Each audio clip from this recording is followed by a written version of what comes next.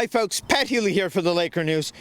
We present to you our video interview series with some of the candidates running to be MP for Sackville, Bedford, Preston in the April 28th federal election. These video interviews were done with the goal of giving residents a better idea of what each stands for as we head to the polls. The video interview series is sponsored by Joanne Poulin of eXp Realty. Thanks, Joanne. Now let's check out the interviews. All right, I'm here with Ryan Slaney, the People's Party of Canada candidate for Sackville, Bedford, Preston. So, Ryan, give us a little bit of a background.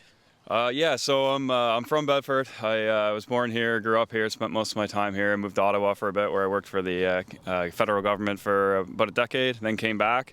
I currently live in Bedford and decided to try to offer people an alternate choice to the establishment parties in this year's election. So proud to be running for the PPC. I think that a lot of the policies they have are extremely bold, but they're what the country needs right now.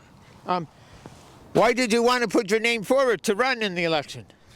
So again, I just didn't feel like there was enough choice out there for people, and so we're used to the establishment parties of kind of just going back and forth between them, and I didn't feel like they were getting it done lately, especially over the last 9 years. So I felt like they've had their chance and didn't really pull through for us. So I want to provide people with an alternate choice on the ballot, something with fresh ideas, fresh proposals that was completely different, and they aren't beholden to the same special interests and big business groups that the establishment parties are. What are your top 3 priorities if elected for Sackville, Bedford, Preston? Yeah, that's a great question. I mean, there's a lot of issues here. Many of the issues that are affecting Canadians writ large are also affecting us here. But on a local level, I think infrastructure is the key. So we've seen kind of unprecedented growth in our riding, and we haven't seen the corresponding growth in services and infrastructure. So we're really falling behind. And I'm a big believer in getting children involved in physical activity and sports and stuff like that. And we're falling behind on the infrastructure that accommodates that. Look at Bedford's had the same outdoor pool for about 60 years. That's just not adequate anymore. We need an indoor pool in Bedford. The Sackville has had 2 rinks that are now outdated. They've got a big hockey association. It's time for either a 2-pad or a 4-pad there, just like the one that Bedford has or like the one that Dartmouth has. Fall River has grown a huge amount over the last couple of years, and again, they don't have the same kind of community infrastructure that they deserve based on that population growth and how much they're paying in taxes. So the big priority for me would be infrastructure, and again, that is mostly controlled at a municipal or provincial level, but my role in that can be holding the local MLAs and councillors accountable to making sure that progress is made and that our residents in the riding are getting what they deserve. Number 2 would be more, transportation-wise, it's more of a municipal and provincial jurisdiction, but there are federal funding for specific activities and programs to make things move quicker within the riding. So one of the things that I think would be important is an expansion of the 102 between downtown and Fall River. We see that kind of backed up. If there's any accident, then nobody can move. It just sits there forever, and it just really becomes kind of a massive inconvenience for commuters, but also a safety concern when we can't move, emergency response vehicles back and forth during those times that it comes to a complete standstill. So I'd like to see that, and that's something that the federal government could help, fund, of course, in partnership with the local levels of government. And third would be, I think one of the main priorities for me is trying to balance the development of more housing with not losing the charm that our current communities have. So, the development now is focusing on these high density developments that are really ramming apartment buildings and condos all into one small area. And I don't mind that if it's in a new area where a new neighborhood's created, and that's, was inherent from the start. But my I have an issue with when you have an established neighborhood with single-family housing and then they rezone it to start bringing in this high-density aspect to it. And it completely changes the fabric of the neighborhood. It devalues the existing homeowners' homes. And it's not something that I'd like to see, and I don't think that a lot of residents want to see that either, see their neighborhoods fundamentally change into a high-traffic, high-density zone. So I believe that more housing is needed, but at the same time, the primary driver of the housing crisis has been unchecked immigration.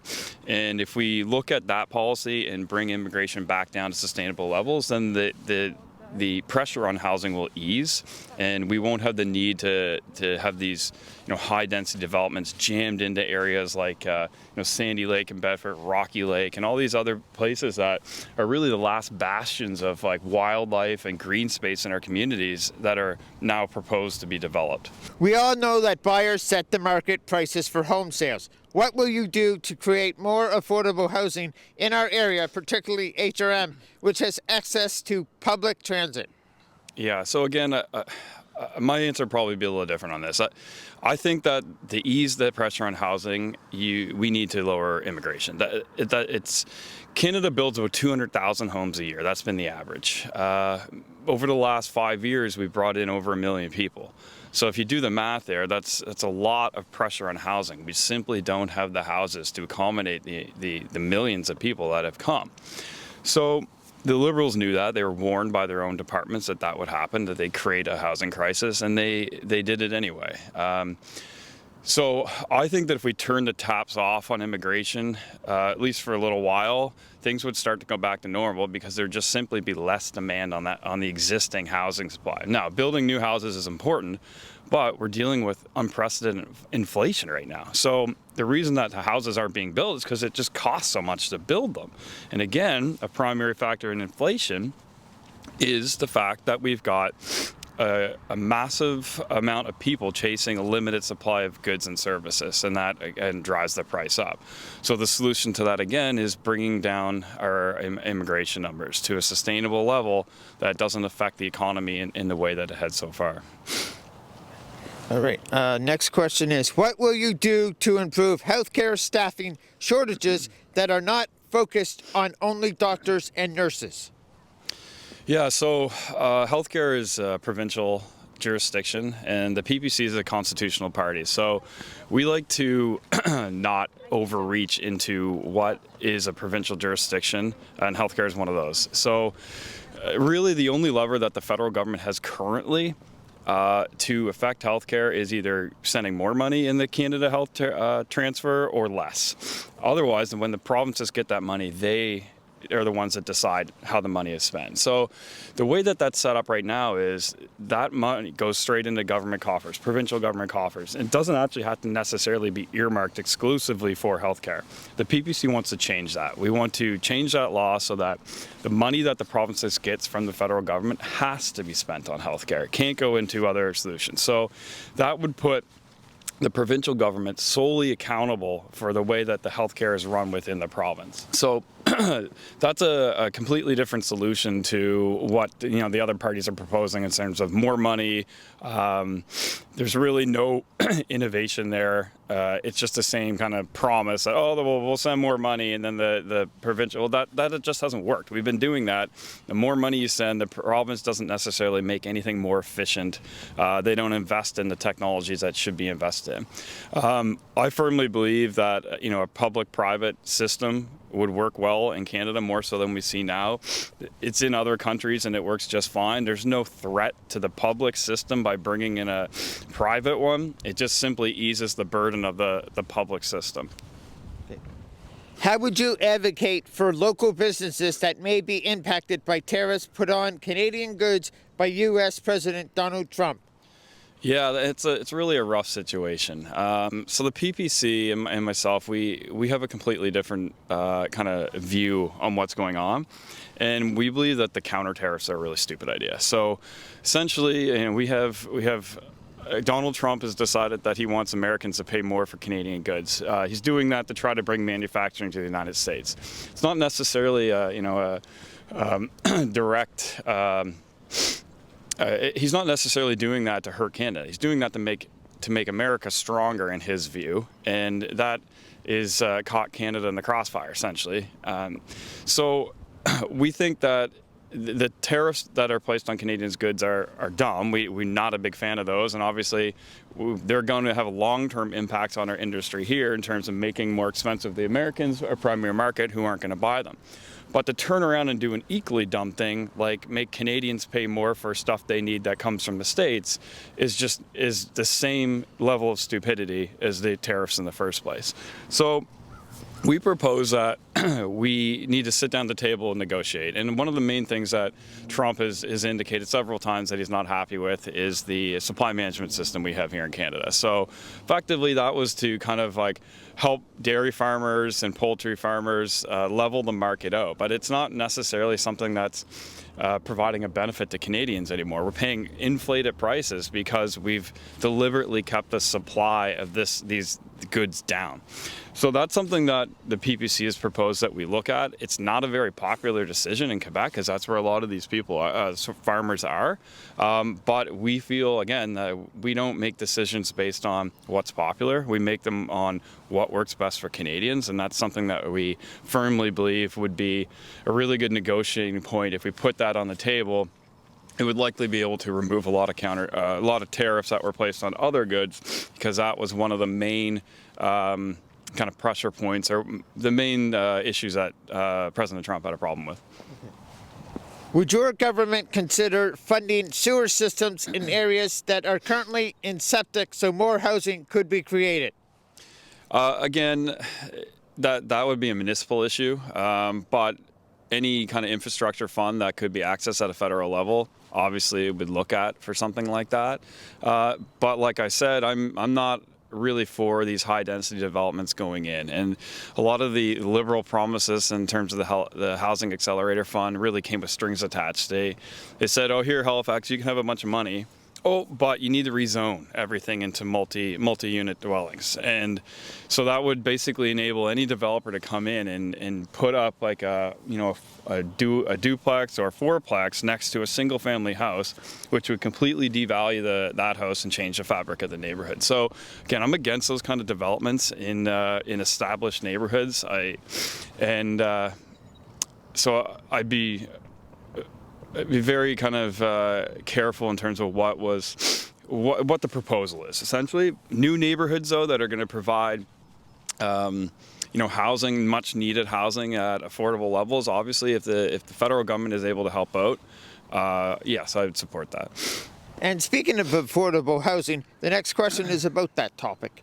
There's a need for affordable housing, and that includes homes with accessibility.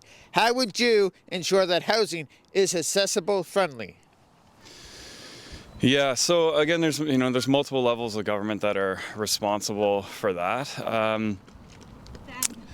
The main thing, and I'm not completely familiar with what funds are available for this, but if there was any federal funds to retrofit houses, I'd be all for getting them out. It's housing should be accessible and affordable for everyone that needs it, and it's ridiculous that we'd be in a country like Canada and people would not be able to find a mechanism to retrofit their house based on an injury or based on a medical condition and they needed to. So I'd like to think that there would be federal funding for that, and if there isn't, then that'd be something I'd work towards getting. Okay. And the last question is, in some areas of Sackville, Bedford, Preston, cell phone coverage is a problem affecting residents, businesses, but also, more importantly, home-based businesses. How would you work with your prospective governments to improve this? Yeah, so there's several mechanisms you can use for that. So you can look at the CRTC and look at it. There's regulations that can be forced that basically force the providers to have a minimum level of service. But it's really hard to kind of mandate that. There's dynamic kind of geology within the provinces. There's always going to be some dead spots every once in a while. And until you go from 5G to the next technology up, it's likely going to continue. The main problem that we have with these types of services and the high prices that that we pay on them are because we don't have a lot of competition in those areas in Canada. I mean, there's only like 3 or 4 major players in communications. We got, Bell and Rogers. Luckily here on the East Coast, we've got, Eastlink and TELUS and some other providers, but essentially they use the same towers. So they're all going to have the same dead zones. What we really need to do is kind of break down the barriers to entry and allow more competition in those areas, which is only going to benefit the consumer. Because if you've got a cell phone with company A and you're getting a dead zone, but there's a tower for company B, well, you're going to switch to the company B. And then company A, when they lose their customers because of that, they're going to invest in a new tower and the service is going to get better.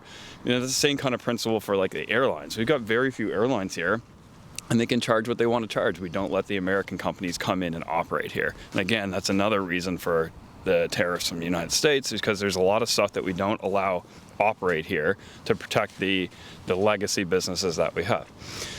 So, ultimately, I'm not for corporate handouts. I don't want to turn around and hand a company money to invest in their infrastructure. I think they should be doing that on their own. If they have a viable business model, they should have money on hand to do so and listen to their customers and provide that level of service that they are expected to provide. But I really do think that more competition in those industries would benefit consumers. All right. Thank you very much for taking some time and answering our questions. Thanks, Pat. We want to thank each of our candidates for taking time out of their campaigning to take questions from us. There's never been a more crucial time to have your say and vote than right now. Advance voting is open April 18th to 21st from 9 a.m. to 9 p.m. The federal election will be held on April 28th. Thank you to Joanne Poulin of eXp Realty for sponsoring these video interviews. Pat Healy for the Laker News in Bedford.